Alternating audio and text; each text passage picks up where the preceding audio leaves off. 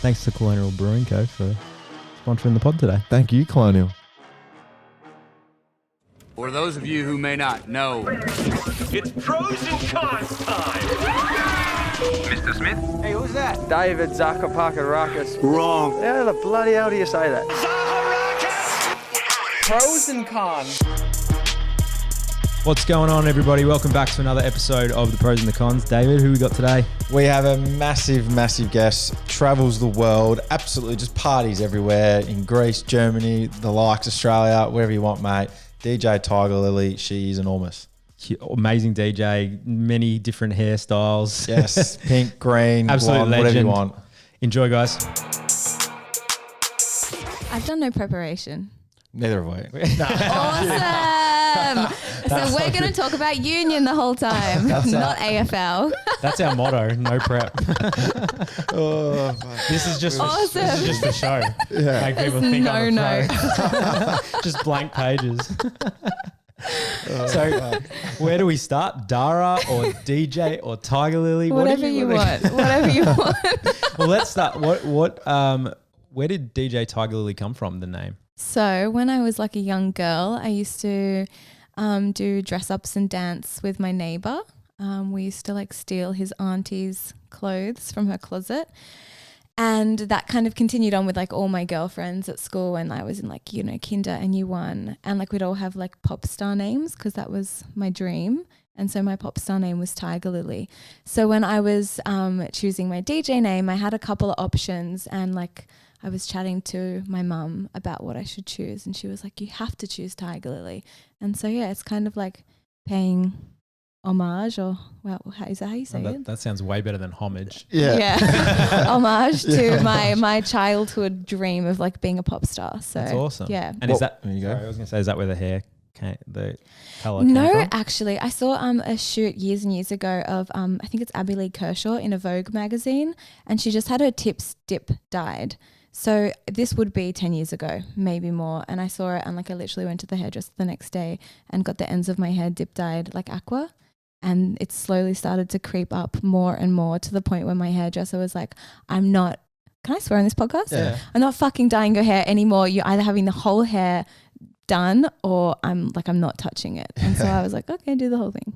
That's So, awesome. yeah. And now no hair, no colour. Yeah, well, I just wear wigs all the time. So I change my color a lot. I just noticed my hair was being like, it was just dying and falling out. And my hair's naturally, as you guys can tell, if you were sitting in the room, for those of you listening at home, my hair is so thick and buffy and like there's so much hair.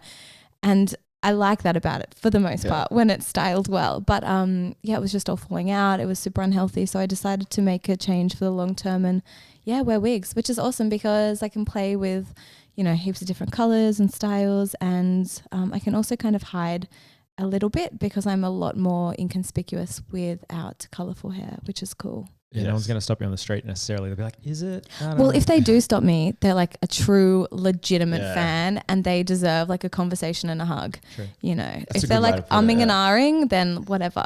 Yes. Unlike Dave, who doesn't talk to any of his fans. I'm just kidding. He's very Love good. people, mate. Love people. Let's get into that. Speaking of that, have you had any weird, wonderful encounters with people that stick out to you in your mind? I mean, of course you would have, surely. Yeah, there's been some like nothing really creepy, cool stuff. Like a lot of people have like my name tattooed on them or my face, which is a bit hectic. That's interesting. Yeah. Like on like their leg, they've got like, you know, they'll get like a girl's face and like leaves and a ticking time clock and, you know, all those things. Yeah. So they get my face, which is cool. I remember my first ever fan tattoo. I know him really well, actually, the guy that got it. He got Tigerlily in a love heart, like over his heart. That was years ago as well. It was probably like 7 years ago. So back when I Wow. first started.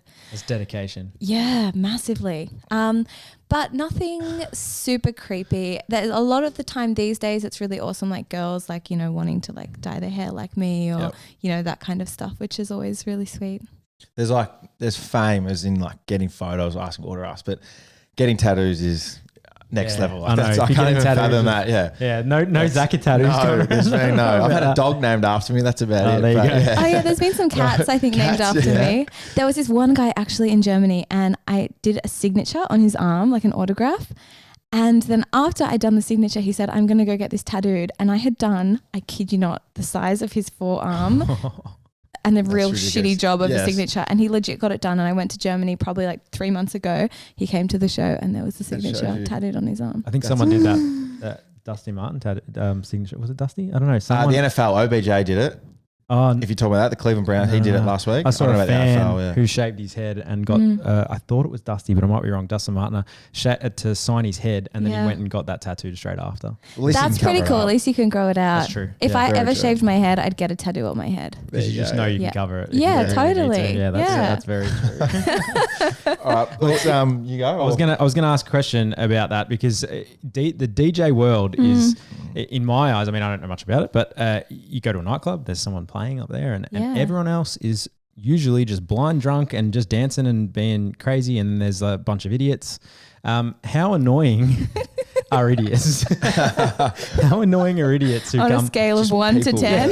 just in general? And have you had you mentioned incident encounters, but how often Yeah. do they come up to you in the DJ booth and people are like, "Hey, Well, DJ Tiger"? Yeah, I'm Play pretty, this song for me.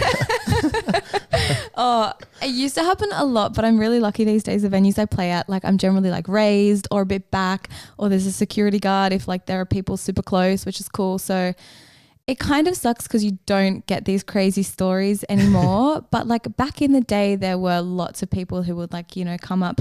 I had good things happen and bad things happen. A girl pulled out the power cord to the decks, and so the whole music stopped.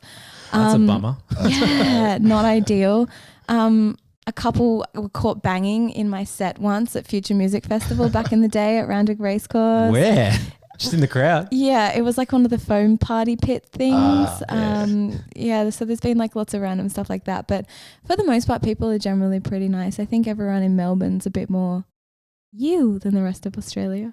What does you mean? You know, getting into the party. Oh, okay. Yes. You guys have a great scene down here, which is amazing.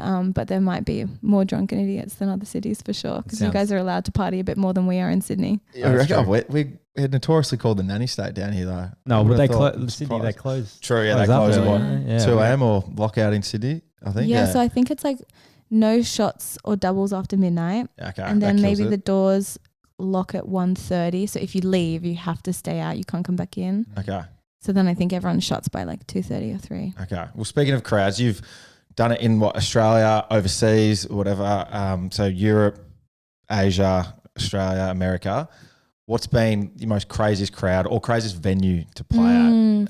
There's a favorite that I have at the moment. I've been playing there every year for the past 5 years or so. It's called Fire Out Beach Club in Ios in Greece. Oh yeah. And it's just awesome. It's full of Australians and Italians and Swedes and kind of all these young kids, and they go there with the intention to party. And at this beach club, they also have accommodation and stuff, and they have a whole lot of dance acts there. So it's a great combination because everyone is there to party. They're in Europe, it's summer, and everyone loves music. So I don't know, the venue probably holds 2,000 people or something like that. Yep. And it's just crammed every single time I play. And I usually only play 60 to 90 minutes. And last time I was there maybe 2 or 3 months ago, I played 3 hours. So you can tell if I play over, I generally want to be there because I was just having so much fun and I had so much music to play. I was can I just keep going? So the guy after me didn't get to play. But he's a resident there, so he gets to do it regularly. So I didn't feel too guilty. But yeah, that's always an awesome show. Tell us a little bit about how it started, because you're a musician growing up, weren't you? Yeah. And then what made you start wanting to DJ? So when I was 3 or 4, my mum and dad put me into music school. So piano, singing, percussion, composing, all that kind of stuff. And I did that all the way through school, played a whole heap of various instruments. I don't know how your guys HSC or whatever it's called. BCA, BCA works, but I did 3 units of music for that, which was the most you could do. So I spent just my life doing music in high school, and traveled a lot for music with my school and stuff like that. So it was a massive part of my life. But I was only told that you could be a music teacher or in admin, and I didn't want to do any of those things. So I kind of was I'm going to go be a dentist. So I went and started doing dentistry at uni. And at the same time, I started going clubbing, and I was whoa, this is cool. I Whole can new world out there. see myself doing this. And I think I could often say when a DJ was doing a transition between 2 songs in a club, and it was shitty, I'd be like, what the fuck? Like that sounded like horse shit. And I'd turn around and my friends wouldn't even know the song had changed. Like they'd just be like cruising. And so I started to pick up on a couple of things that I could hear things a little bit differently to say my friends who like weren't playing musical instruments. And it just all kind of happened fate, I suppose. So like I found out about this competition called Your Shot, and it's pretty much a competition that gives young kids the chance to learn how to mix. So they do it in Melbourne, Sydney and Brisbane and Perth. They give you like 6 weeks of like intense DJ lessons, and then you go and have like a DJ competition. So that was back in 2011. I'd been like mixing a little bit in my bedroom, like, you know, played at the local pub a couple times, like, you know, that kind of thing. And yeah, I did this competition and I ended up coming second, which was super cool. So as a result of me coming second, my prize was a residency at a club called Soho that is no longer a thing in Sydney. And yeah, that's just kind of where I started, and the rest is history plus a lot of work and flying and hours in the studio and bits and pieces. Yeah. Wow. Take us back to your very first like pub appearance. Oh my God. What were you thinking? What was going through your mind? Like, I was so nervous. So I think I was given like the 8 till 9:30 slot or something like that. And it was like the club room of the pub before you know, so everyone like comes upstairs afterward. It was actually at the Coogee Pav, which is quite a popular venue now in Sydney, but this is before Maryvale took it over and before it was really like bougie. So the floor was sticky. My hands were like fully shaking. I'd invited every single person I knew. Like my mum and dad were there. Like all my friends were there. My friends' friends were there. There was like 200 people there for me. That's brilliant. Anyway, at least you know you had a good crowd. Yeah, the crowd was really pumping. And I literally was so nervous. I accidentally stopped the music 3 times. Oh my God. So there's a button on the decks called the cue button. And if you press it, it stops the music and brings the song back to the beginning. So I did that a couple of times, and it was really bad, but it was great because it was just, I got in there and I did it. I played bangers, like super hectic music. And so, you know, wrong time slot to be playing that. I should have been playing at 3 a.m. But look, I look back on it with fond, nervous memories. That's awesome. Do you find when you go to venues and then also when you find out what time you're going to be playing, do you change up what you're going to do? Yeah, for sure. Yep. So like, great example, I was just in Europe a couple weeks back and like I was playing a lot of festivals there. Because like there's loads of like massive DJs playing, like, you know, Armin and I don't know, Tiesto, all those type of guys. I was just playing earlier, so I have to play a lot more chill. I'm not going to go in and play like a, you know, 1 or 2 a.m. set time. So just out of like respect, I definitely change my set a lot. But even like say with Fire Out Beach Club, the club I was talking about before, it's on the beach and my set time is always sunset. So I start off a lot more cruisy and like build it up to like super banging at the end. Cool. So I think every club it changes. That's cool. Who was your once you started getting to DJing? Yeah. Who was one idol you loved, and then did you get to meet him? Were you starstruck? So Dead Mouse. I remember seeing him for the first time at Creamfields and I like cried because I was just obsessed with him and his music. It's still fucking so good. I haven't met him to this day, which I'm really sad about, but he did abuse me on Twitter. Abused you? That's brilliant. Legitimately? And I'm happy about that. Yes. Well, it wasn't abuse. Like, so I'll explain the story. I was in America and I was playing this show for this club and they were like launching some new sort of rooftop bar or whatever party area space. And I was playing and they'd created this kind of cube shaped DJ booth. Anyway, Dead Mouse is known for his cubic booths. And so someone like, you know, Americans are super big on Twitter. So like everyone was tweeting photos about this new cool rooftop. I think it was in like Houston or Dallas or something like that. I don't know. Anyway. And then Dead Mouse tweets me being like, what the fuck? What is with this cube booth? You fully copied me, yada, yada, yada. And I was like, mate, settle down. I'm just over here from Australia. I've got no idea. It's the club. Like, abuse them, not me. And he was like, oh, I'm so sorry. Like, you know, people just copy me all the time. I'm going to have to like take it up with them. And I was like, have a good day, mate. I didn't build it, I promise. Love you. Listen to my music. That's the thing. You wouldn't have a clue that you loved him growing up. No. How crazy. That's why You can't have always a be go nice? anyway. Is Yeah, that you why? always be nice, mate. Yeah. Because you don't know who was being a fan of you or whatever, Yeah. and then what you can turn them into. Especially Dave, he's getting lots of fans on the field now, as we keep hearing. Yeah. We're getting old when the players are starting to remember you from your childhood. Yeah, Oh, thanks, no. mate. Yeah. So as a musician, Yeah. I'm being making assumptions here, but I would assume there's a lot of DJs who might not necessarily be musicians to Yeah. start with. There's Yeah. probably a lot that are. But as a musician, do you find that it's changed the way that you would DJ compared to maybe people who aren't? Yeah, for sure. I think just even basic knowledge of music, like knowing about beats and like the 1, 2, 3, 4 of like the way that dance music is written. So it's written 4/4, and knowing about different keys and how different keys mix into each other like harmonically. I'm also knowing about like the structure of songs. Like there's so many different things that I would just inherently feel. I was trying to teach one of my friends how to DJ the other day, and I was like, you just have to feel it. And she's like, what do you mean? And I was like, your body just tells you. She's like, no, it doesn't. So I think, I think starting off with piano, and the piano school that I learned at was amazing because it was super holistic in its approach. Like we did everything. So I think that really helped and definitely still helps me. Like even tonight, I'm sure I'll stuff up a mix and it just feels like so gross, like for my whole body, like fingernails running down a chalkboard. Like when the keys don't match or something like that, if I'm trying to be a bit of a dickhead and like do something new and it doesn't work, it just feels really gross to me. But like a lot of people wouldn't know. So Do you do a lot of that trying stuff out? Yes. Do you do that a lot live or do you do it like at home? Yeah, no, I don't even have decks at home anymore, which is bad. Like I had a set for years and I would never touch them, so I just sold them. So, but yeah, I do everything live and make a lot of mistakes live and do a lot of great mixes live as well. Yeah. So I think it's fun and people can tell that what you're doing is live if you do stuff up a little bit or if something sounds a bit whack or if it doesn't work.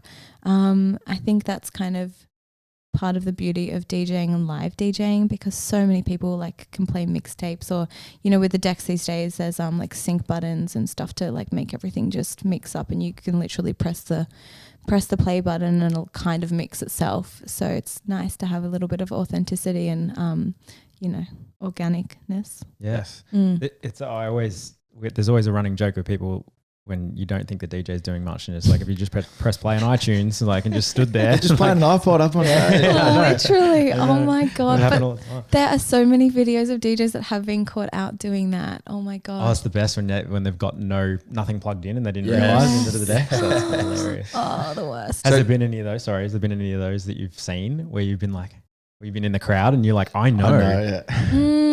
Yes, there's been a couple where I think they've made mini mashups, like a 15-minute mix, and then they'll mix a 15-minute mix into a 15-minute mix, if that makes sense. Yeah, so they're not really working in that 15-minute period. They're just they're mixing just the like mixes together. yahooing, and then every 15 minutes they'll like change it, Ah. which is kind of a bit awkward. But like, I've never seen someone fully just sit there and not do anything.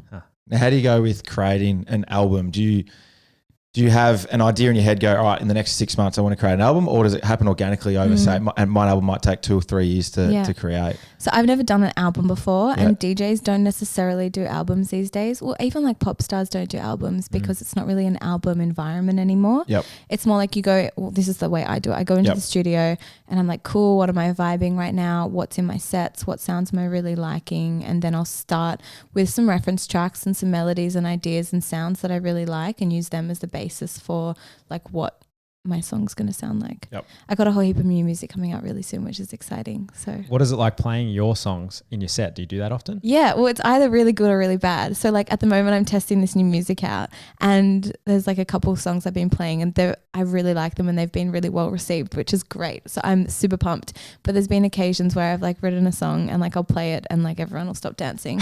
And you're like, okay, that is not going anywhere. That's not the one. I thought I was really vibing that, but obviously no one else is. It's funny you say that because The comedians today, exactly the this same. morning we were Yeah. talking to some comedians, Adam Rosenbach and Limo, who talk about working out their jokes. Yeah. And they go to small clubs and they'll just tell jokes to 6 people sometimes Yeah. and just try to work out the But it sounds like you don't work it out in terms of like go to Little Club and do it. You just work it out as you're working. Yeah. Well, generally a song is like broken up into like you've got like the first verse and then the drop and the second verse and then the drop. So if midway through the first drop, people aren't liking it, you have a song with like a really quick 15 or 8 second even transition period that you can like quickly mix it out of. So you can kind of, if it's not working, you're not going to give them another 2.5 minutes of the song. So you can, generally just, push it out quite quickly if it's, one of The those dump ones. button. Yeah. Just get that. Delete all. Now I want to talk a little bit about sustainability in your life. Yeah, a little bit. I'm actually studying that at university at the moment. Get out. Is that a topic to study now? Environmental sustainability, yeah. It's a subject at Deakin, yeah. What? In Melbourne. What's your degree? It's a property, so Bachelor of Property and major in sustainability. Whoa. So future developments, hopefully I'm getting to sustainable development. So your job in the future is going to like a building, say like you go to Lend-Lease and you're like, I'm going to tell you guys how to build a building and make it sustainable. Either that or I'll do sustainable developments myself. That's probably more of the goal. Yeah, so say if I buy land. So I'm like build a house and make it sustainable, yes, please. sustainable living, yeah. So stuff like that, yeah. So on that, sorry. no, that's fine. Yeah, no. Well, I mean, it's definitely something I'm passionate about, and clearly, Tell us more, clearly David. you are too. Yeah. I'm hiring you. Quick, build me a house, please. Once I get the degree. Yeah, okay. You get your first client. Yeah. Yeah, definitely. But you're like, I read a blog online about overconsumption and how society's going that way, and these courses all they're now teaching us that we've just got such a population that is just over consuming, throwing out things, all that kind of thing. So in that space of you, like one of your things was how to create a sustainable wardrobe. And I know being, say, an athlete and you've been a DJ, you travel around the world and you get given things and you buy new clothes and you want to look presentable, that kind of thing. How do you create a sustainable wardrobe by getting just things given to you all the time? Yeah. So I've started to say no to a lot of stuff these days. Like we just say, no, we don't need it. Yeah. Look, with the show stuff, it's really hard because I'm expected to not repeat outfits probably more than like 3 to 5 times. So like I give a lot of my clothes away to my friends. I sometimes do like little garage sales where like I like put them all out and they can like donate a bit of money and then I give the money to like a charity of my choice, which is cool. It is hard. So I definitely do go through like probably a lot more clothing than like the normal human because you're out all the time and having photos like at least 2 to 3 times a week with different shows. But you can do, I shop at like op shops and like secondhand shops a lot, which is cool. Like these jeans, they were jeans 2 days ago and I was like, I need a pair of shorts. So I just like cut them, which is cool. Perfect. So just trying to be like slightly more thoughtful with things like that and trying to figure out ways to like repurpose your existing wardrobe as opposed to, just going out and buying new stuff. And just really also trying to be conscious for me as a influencer. To only support brands that are doing stuff that is, vegan or cruelty-free or sustainable. And if I am buying brands, like buy stuff that comes from a brand that's Australian and, has a little bit of a conscience as well. I tell you what, because doing this course, this subject, we had to do an economic footprint or ecological footprint, sorry. And it's like shocking to think how, I always thought I was someone that was environmentally sort of conscious and all that, and then you do this footprint and it's like how many earths needed for what your footprint is, and mine was like through the roof. Are you kidding? What do you have that's so bad? Or travel, the travel ones, the travel one's massive. Of footy, we travel around all the time, and train. So transport was one, and I have to drive to the footy club every day and that kind of thing. How many Ks you do, so it's kind of skewed towards like if transport or travel's massive, then they'll give you a big footprint. It's a shock. It's a massive eye opener to it. Have you ever done like any of that thing where you? No, but I know my footprint will be huge because I travel so much and I drive, and I don't drive an economic car by any means. So I kind of. It's bad, but like I kind of try and make up for it with all the activism stuff I do. So like on my website and on my social posts and yabbiting on about veganism all the time and all that kind of stuff. So I'm really trying to make up for it. But the end goal is like when I stop all this, like to have a sustainable house that's off grid with like everything natural running by itself and still doing all the activism stuff. So hopefully by the day I die, I would have like evened out the balance a little bit, because right now I know it's bad. Like I'm the same. flying is so bad. No, I It's so agree. bad. You try and offset it. That's the thing. You try and offset Yeah, it. you pay $30 to offset the flight. I'm like, is that actually doing anything? Yeah, where is that money Like going? I still pay it, but like I feel like it needs to be more than Go that. plant 100 trees or It's like Yeah. you have to, you do something. What a graph the other day that shows the footprint that you're talking about of Yes. different things. And this is going to be very controversial here, but what the biggest footprint you have is having a child. Get out. Well, it's another human being. I know, because you're adding another human being to the Yeah. planet. So it's like, We're already overpopulated. yeah. That's fine. So maybe if you're thinking about a second or a third or a fourth, maybe you should just chill out. I think 5, 6, 7, 8 is It's too a bit much, I reckon. Maybe that can help if people start having less And kids. this is the thing, because like I really want to have kids, but it's such a selfish thing to do, I completely agree. in my opinion. Like So I talk I don't about this all think the time. any of us should have kids. Our world is fucked. Yeah. Like we shouldn't be breeding. Like we're Well, there's so been some celebrities saying that they're not going to have it Yeah. because of this stuff. Yeah. That we're overpopulated. And we don't all that need coming any out. more because there's so many people on the planet. There's no room. Well, there's Yeah. there's not enough resources left for them. Well, there's not room in terms of if you want to have biodiversity in the environment. For So we're sure. really going to get into it. Yeah, as in Yeah, like, yeah, absolutely. you can't just keep cutting down forests. Yeah. because we have the land, but Yeah. you need it for other I've things. literally I've been having this conversation. I have a 4-month-old, so here, my hand dude. up. But we've been talking about this a lot about a Yeah. second child, and then like people say, "Oh, I'm thinking about a third or a fourth," and I'm just like, "No, we don't need any more humans." and me having a baby is Yeah. 100% just for me. Yes, Like, I had that totally. baby just for me. It's not not to bring life into the world and add more to this world or give him life. Like of You course literally that wanted to happens. have a baby. I wanted to have a baby. Yeah. So I did. Yeah. And that's it. Well, I Yeah. didn't. My wife did, but Yeah. I didn't do much. That's basically. You helped for about 3 seconds. All right. It's an assumption, right? 5 seconds. Yeah, assumption. Thank you. 10, okay. I think my ideal would be to like have 2 kids of my own and then like adopt like another 2 or 3. Yes. Yep. But my boyfriend isn't keen on adopting, so it's a work in progress. You'll win him over eventually. We have a few more years. Yes. Yeah. Absolutely. Now you mentioned there veganism and promoting that. Yeah. So have you always been that, or what made you, or when did you make the change? How was that change too, by the way? Epic. Yeah. Fucking great. No, it was difficult for sure. Yeah. I'm not going to make it sound like it was easy and all flowers.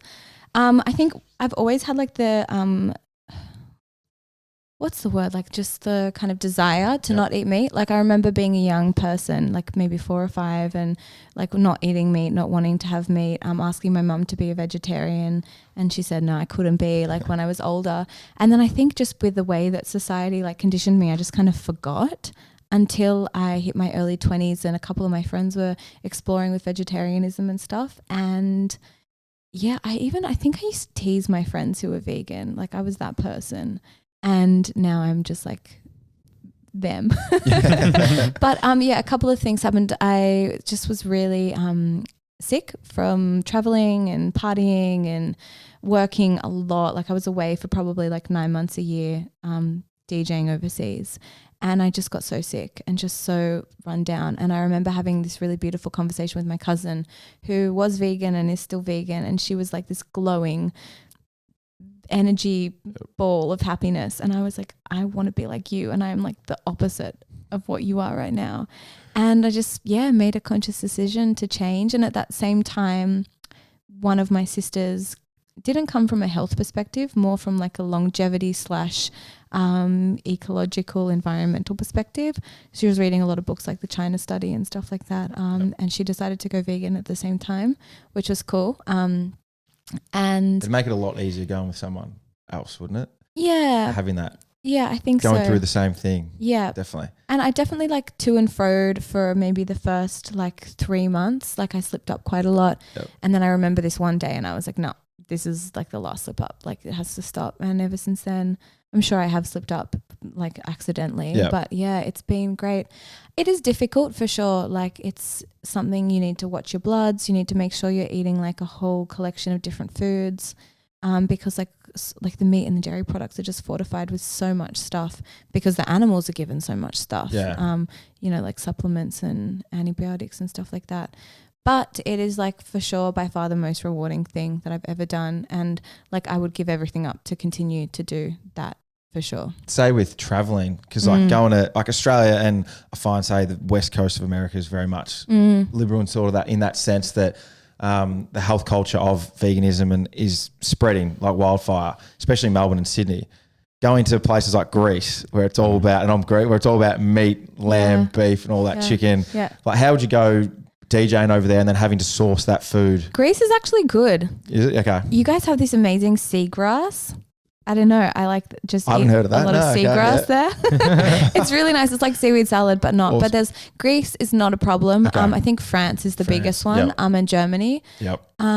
Berlin say is great. There's heaps of vegan options there, but it's more like airports in France or stuff like that. But Asia's really, for the most part, easy. America's easy. Regional towns in Australia, often quite difficult as well. Yeah. But you'll be surprised. You can find like a bangin' almond latte in like Dubbo Airport. Like it's really crazy. It's caught on so much. And I think it's just like a testament to the way the world is moving. Like 2 weeks ago, we were in Italy and like right up the top of Italy, so near the border with Switzerland. And I was just staying in this like little chalet B&B thing. And they had soy milk, they had almond milk, they had vegan options on their menu with vegan cheese. Like awesome. It's just crazy. Yeah. So everything is changing really quickly, which is really exciting. Except for my in-laws who are all Italian and Maltese who are just like, it's vegan, and then it's a piece of steak. It's fine. There's no meat. Like, I think this is a cow. My boyfriend used to say, well, the cow only ate grass, so is that vegan? And I'm like, oh my God, I want to kill you. But that's what this, and I don't know if you heard the Game Changers movie. Yep. Yeah. Have you seen it? I haven't seen it yet, but I am seeing it, yes. Good. I will be seeing it. Because I know a snippet of it was, there's a line in there, I think, from The World's Strongest Man that people get told to eat meat and you'll be strong as an ox. And like the ox like doesn't eat meat, it eats grass. Yeah. Like, so it's like, hey, if you want to be strong as an ox, like the ox is eating grass. So it's like humans don't need to eat meat to be that. Yeah. But the transition, because I'm brought up in a household that eats it. And like from what you've grown up in, that's the only thing you know. But obviously in the future with people now being vegan and eating less meat, that their kids are going to grow up in households like that. So the culture will change. And education. Like it's for my parents don't understand. Like my mum doesn't get it. Like why is milk not that good for you really? And like I stopped drinking milk a long time ago. My wife is dairy and soy intolerant, so she can't have soy milk or dairy milk. And so because of that, we've just stopped, having that in the house. And you notice now when I do have milk products accidentally, or you just like had this milk, and you notice your body change. And it's crazy though, because of the media and the positioning of things, especially early, when we were young, that it was deemed to be the healthy choices, and now education is coming through to help people, I think. Well, it's exciting because we now know that meat is bad for you and dairy is bad for you and animal product is bad for you. Like there's no denying that now. Like there's no shortage of statistics anymore, which is super exciting. The problem we have now is that all the main media outlets are owned by people that are financially invested in cattle farms or in like, dairy farms, or maybe it's like coal or something that's related to the cattle farm guy. So it's very frustrating from my perspective, reading the research, knowing what it says. And it's more of just, for me, I obviously really care about the animals. That's like my number one priority. But from a frustration point for the Australian population that like they're not actually being told the right information. It's such a pity because, wanting to have kids soon and stuff, I definitely want my kids to have like the best education and the best, healthiest, most nourishing food. And like these people are just literally being misled by these media companies that are making a lot of money off them. There's milk in all formula, most of it for kids as well. So if you can't breastfeed, which a lot of people can't, even if they want to sometimes. I think there is a vegan one. There are some. They're very minimal and people don't know about it. And some people don't even know there's milk in it. Oh, there's a lot of milk in a lot of that product. I'm sure you would have got a lot of positive feedback when you changed. I mean, you would have surely copped. Did you cop any negative, especially with say your followers on Instagram? It's so massive. I lost so many followers. Yeah, right. Like I'm talking like 80,000. Wow. Just jumped off once you started promoting veganism and sustainability and all that. Yeah. What did you do? What was because obviously it was a conscious decision to make that choice from a vocally make it and tell people. Yeah. What was the first thing that you did? I don't actually remember, but I do remember thinking, okay, I've been vegan now for like 3 or 4 months. Am I officially a vegan?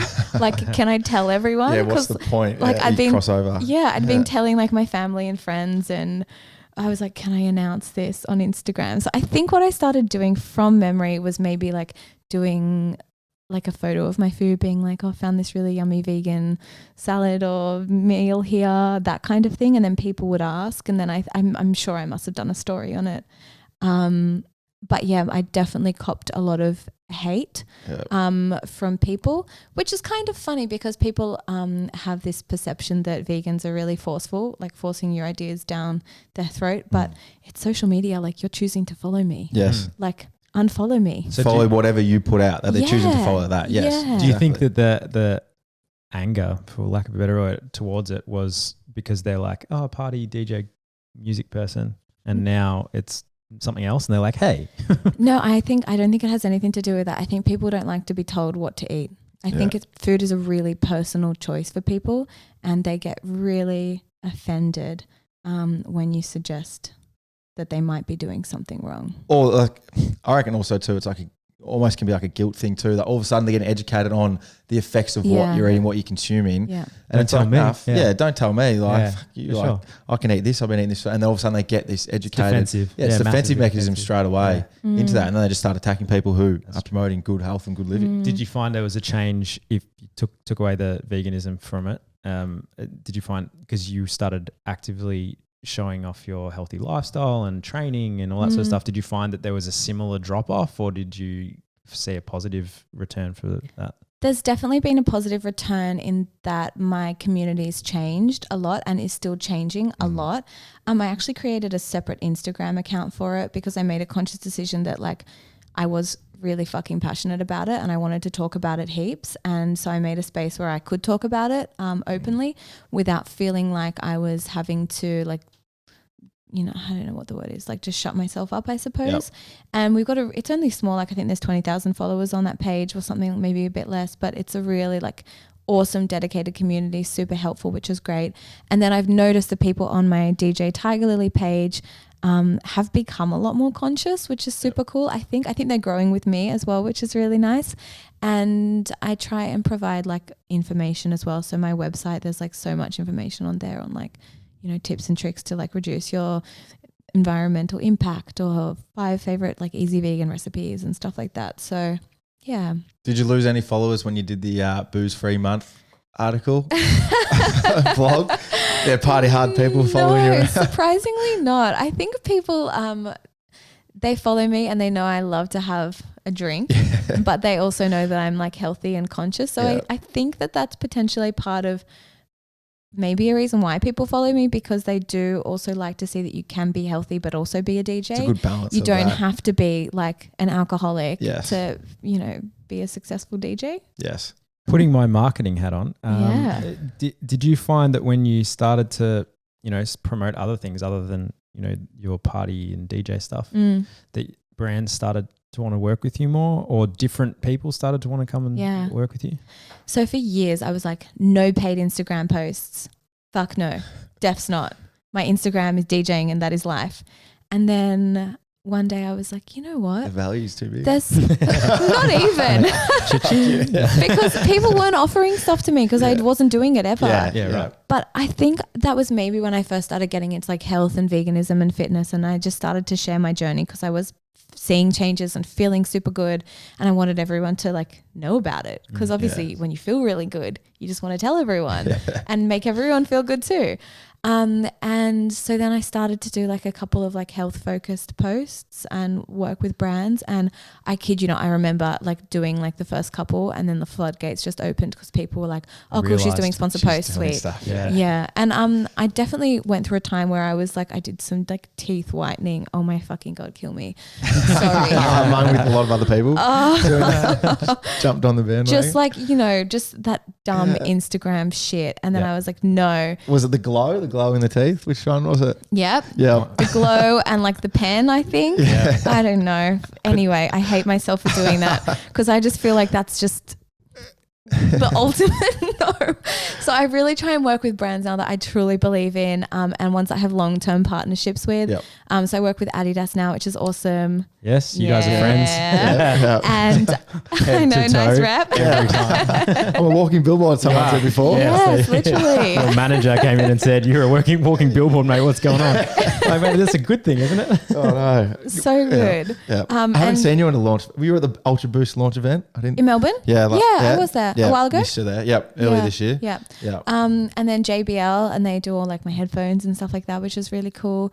And then I have a couple of like smaller partnerships with people like Samsung and Topeka that I do less long-term stuff with, but I'm still working with them on an ongoing basis. And they are all brands that I use and I love, and they're all brands that like have some sort of like, you know, conscious, I suppose. Adidas is doing really cool Parlay stuff. Yeah. Parlay. JBL's just brought out like a sustainable speaker made from completely recycled plastic. Topeka's obviously like super health focused. So it's really nice, and I feel really comfortable with what I'm doing now in that all the brands that I work with I truly believe in, as opposed to just plugging like teeth whitening and flat tummy tea and all that shit. Yeah, well, there were the most famous one I remember. Well, most controversial was, I think, one of the Kardashians doing the meal suppressant lollipop. Did you see that? It was crazy. So it was like a lollipop that would make you not hungry. Okay, yeah. Which is the most ridiculous thing you ever hear. But lately, this is what I find interesting, because being in this world every day, which is what we do here, I saw the dairy industry started to push with influencers to make sure you give your kids the milk. And they were like the mummy bloggers and all these people, like the milk push. So there's money coming from who knows where. We can all guess, but it's coming towards marketing and utilizing influencer marketing. How does that sit with you? I literally see like influencer friends of mine. I'm putting up, what's that again? The quotation marks. Not really friends, quotes. but Instagram friends. Seeing them promote like fucking yogurt and milk and stuff. And I want to DM them being like, are you kidding me? Read this article. Like, do you actually know? And do you actually need the money? I will give you $5,000 to not say that, because it's not true. Like literally. I've got a campaign tomorrow. If you want. No. Do you want to cancel our campaign? It just frustrates me because these people know like dairy is bad for you. Like it is so bad for you. We all know that. Like most people are naturally like kind of lactose intolerant anyway, because they're not meant to eat it. So it's really frustrating, and it irks me, especially with the mums, because, you know, as you would know, having a kid, like you'd want to be informed as to what you should be feeding your kid and what you shouldn't be feeding your kid. And mums are people are super influential online because they feel like they have a personal relationship with the influencer, which is why social media is so addictive and so effective. It's why it works, right? But it can just be used so badly. And when you see they do it with meat as well, but a little bit less. It's more like Woolies and Coles and some of the chicken brands and stuff promoting it, and it frustrates me so much. But look, it has to end at some point. It's a work in progress. And it is ending, because there are a lot of people who are finally like coming to realize like how bad it is for you, and like the fact that distract everyone by dropping my pen. It does have to stop, really. And I think they say that like by 2030 to 2050, like all these industries are going to be gone. So it is exciting. I can't wait for the day to like sit at the dinner table and be like, I told you so, to like all my friends while we're eating an amazing vegan dinner. Another thing I want to talk about is your ambassador roles. Yeah. So Peter was one, and Are You Okay? Yeah. Your roles with them, So I do a bit of work with Are You Okay and Lifeline as well. Yep. And Peter, obviously. So I've partnered up. Did you have a specific question, or were you just like talk about it? Probably more talk about your Are You Okay? Yeah. Your role within that. I've always been pretty passionate about mental health, I think, and it was actually something I started to share on Snapchat back in the day, like 5 years ago. Yeah, right. I was struggling. This is the time when I was really sick and struggling with like mental health issues, because obviously being sick, stomach issues connected to your brain, I was like a complete mess. And I started to share, I suppose, bits and pieces of my journey. This was around Are You Okay Day. Just randomly, I thought it would be a good idea. I didn't even like email Are You Okay Day or anything like that. I just thought this is a great time to talk about it.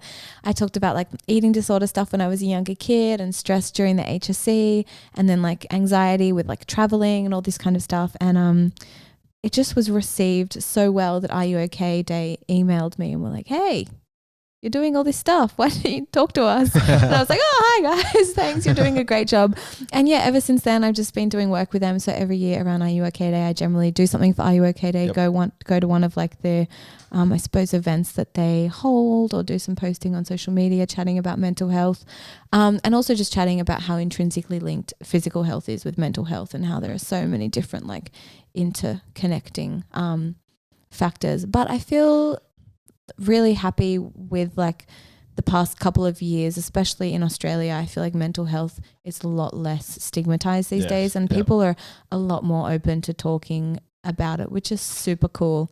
Even I've noticed changes like in my friendship group and stuff. People are really so much more open and are willing to, you know, have a cry or say that they're not feeling too great, which is amazing. And it really is paying off.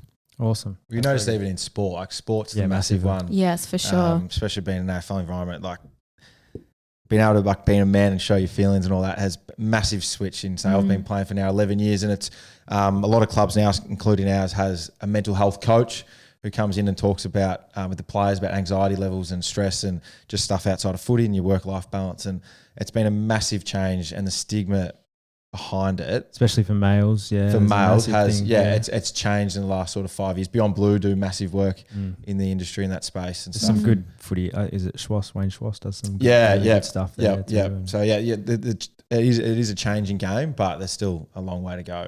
Well, it's crazy how like your mind is so linked to your performance.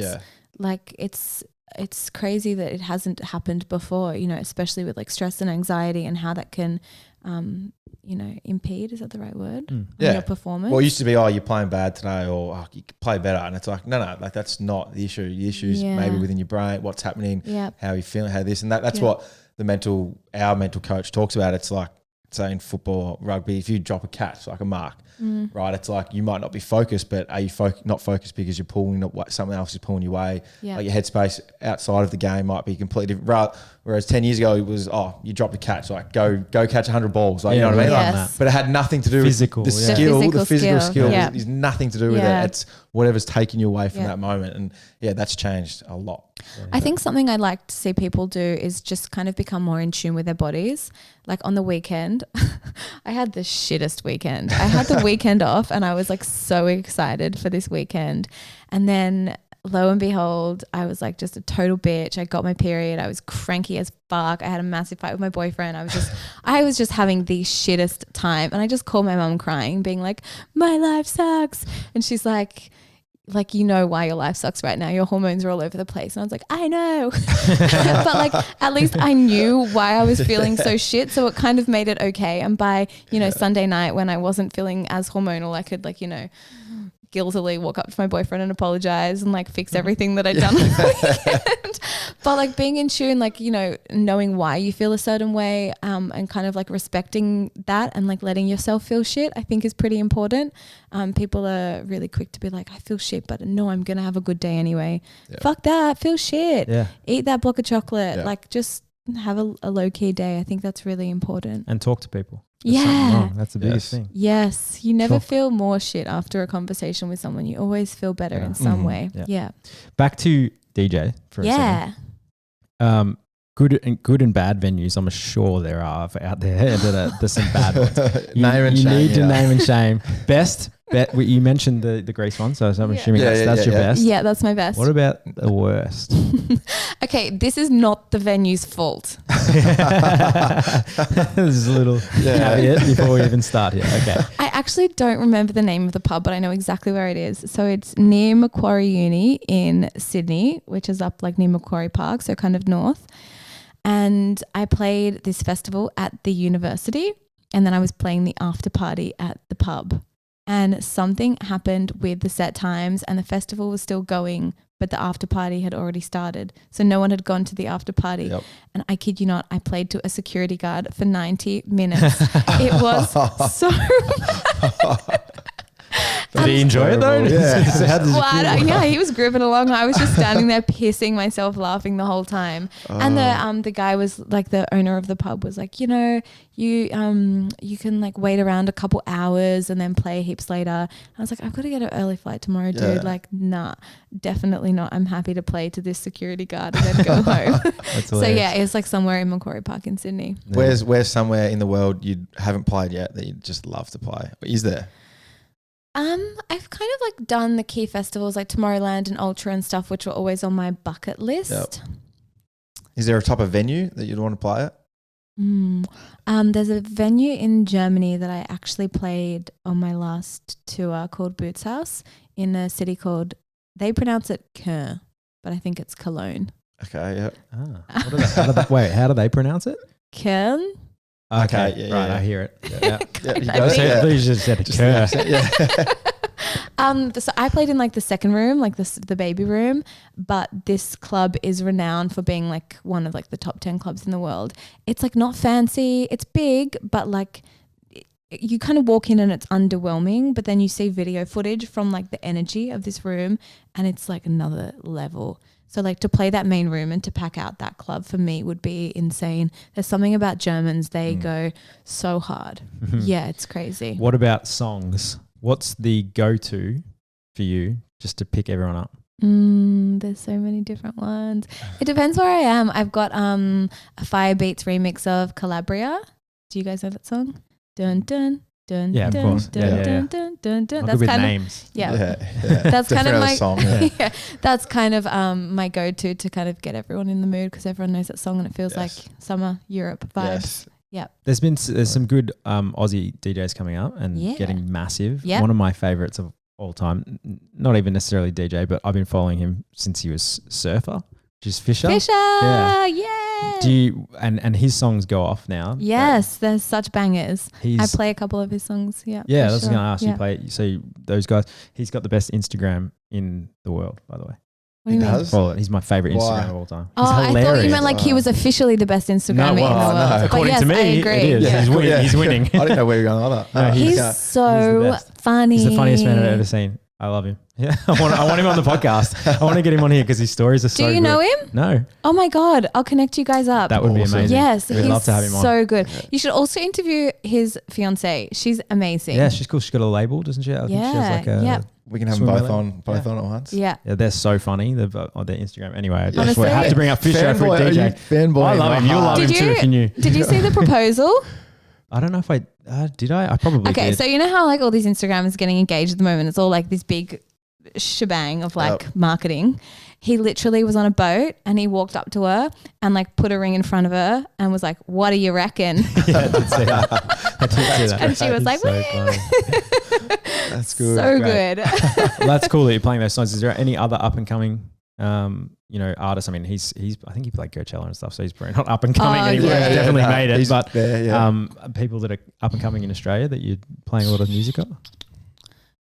No one I can really think of at the moment. Like no one that's up and coming and like unheard of really. Just like generally playing more of my mates stuff like Will, Sparks, Timmy, Mashton Kutcher. All those lads are doing really cool stuff. Running Touch, he's also playing really cool shows, but I wouldn't say he's up and coming anymore. He's kind of like crushed it, which is sick. That's awesome. Yeah. Have you how do you find is it a male dominated industry? Yeah. First question. Yeah. So how do you find now since you've taken off? Have you had any young girls approach you about DJing, and do you mentor any young DJs? I should, and I really want to, but I just don't have enough time to do me, let alone other people. So Yep. it's like a potential thing for the future that I Yep. would love to do because it is a really like hairy industry, especially for women. And there are lots of like not great dudes that definitely take advantage of girls. And like, you know, girls being naive and, you know, unsure of like what is meant to happen in the industry. I definitely copped a lot of hate back at the beginning, like, and I think it was literally because I was a girl. Yep. Like people would always just use the excuse that like I either like couldn't mix or I only got the gig because I looked pretty or I slept with someone or whatever. And it's just like so boring. Like Yeah. come and watch me play. Like I'm actually a good DJ. So I think now that my career is 10 years on, it's still going. I think people don't really talk about that anymore because it's just like obviously dumb. Yes. Yeah, for sure. Absolutely. Yeah.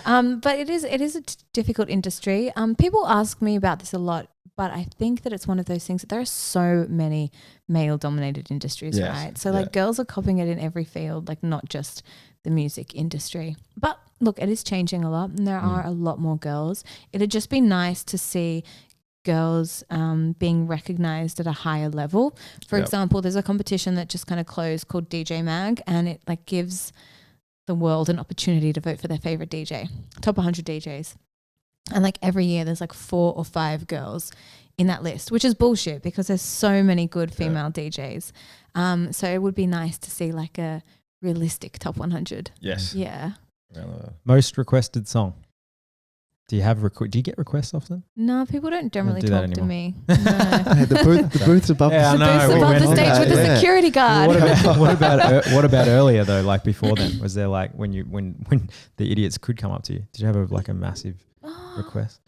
On Like- Instagram, you'd surely get messaged when you're saying, "Can you play? I'm seeing you this week. Can you play this?" Do you read the request section?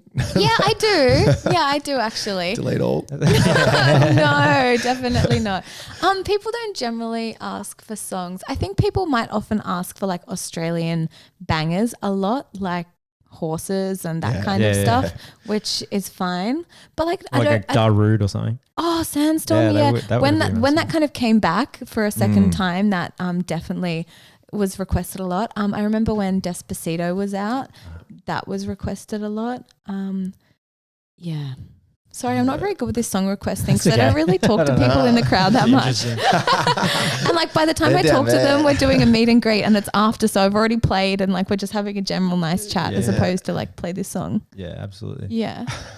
Well, that's been That's it, awesome. yeah. It's been so good to have you in. Are you here? Where are you playing? Tell us where you're playing. I mean, I'm assuming you can't get tickets now. But, actually, we're going to talk No, about when that. this is This out, isn't mate. going out right when this now, is it? Is this live? Mate, Oh, I this don't is- mean- I don't mean just for tonight. I actually hope this makes the cut because, mate, we're not going out till Monday week. Did I say tonight? It's going to be long gone by then. Did I say tonight? You said, yeah. Oh God, it's been a long day. It's been a long day. I'm going to edit this now, get it out before So guys, in the future. look on my website, djtigerlily.com for all my tour dates and you can find everywhere brilliant. where I am playing. Yes. Not Exactly, tonight because exactly this is what now we're in the past. But tell us tonight. We were speaking about this before. Underage Club you're doing Yeah. tonight. How did they go down? So sick. Yeah. My favorite. Like actually that's another show that I love playing. It's called Good Life Festival and it's like this massive festival, like 10,000 kids every single year. Craziest show. They just have so much energy. They like just party like nothing else. The only difference is they only party for like 10 to 15 seconds at a time. So I have to mix every single drop. So I'm changing songs like every 60 seconds because they get so bored. Their attention span is like zero. That's unbelievable. So like They they're all like, pull the phone yeah, and then they stop and then they're like, yeah, again. So it's like a really specific type of mixing that you have to do at these parties and just have to get like, I'll play tonight in 60 minutes, like more than 60 songs That's amazing. easily. Yeah. That's unbelievable. How far in advance, before we let you go, how far in advance are you booked? Are you booked for New Year's already? Are you booked for Yeah. all these gigs? Yeah. Yeah. Are So you- like they're doing next year's bookings there. My agents are doing next year's bookings now. Usually actually New Year's Eve was only locked in like a month ago. It's usually locked in 12 months in advance because it's like crazy. a big night. But this year for some reason it was a little bit different. But yeah, I generally know 6 months in advance where I am, which I love. It's so good to know your schedule. What are you Yeah. doing? How does it go though? Like you get bookings from all over the world. So how do you figure out like, oh yeah, we'll do that, or I got to fly there, then fly there? Like, We what- have this amazing Team. calendar. Yeah. Oh, it's so good. So we have like a Google Doc and it's like my ultimate guide to like life. And it just shows everyone where I am, when I'm having time off, when I'm on holidays. And like we like nut out different periods of time for different territories, depending on when they have like carnivals or like holidays and bits and pieces. And so like for like the first 6 months of the year, we're kind of doing that right now, figuring out when I'm going over to Europe or America or Asia. And then I let the agents go and do their thing and they like get their gigs knowing what dates that they can book. And they all have access to this calendar so they can all kind of see like where I am, which is amazing. And it just takes like the stress out of everything That's and cool. the confusion. Where does New Year's usually take place then? Does it always change? I'm in Melbourne this year. Oh wow. Yeah. Whereabouts? Awesome. Love, Love.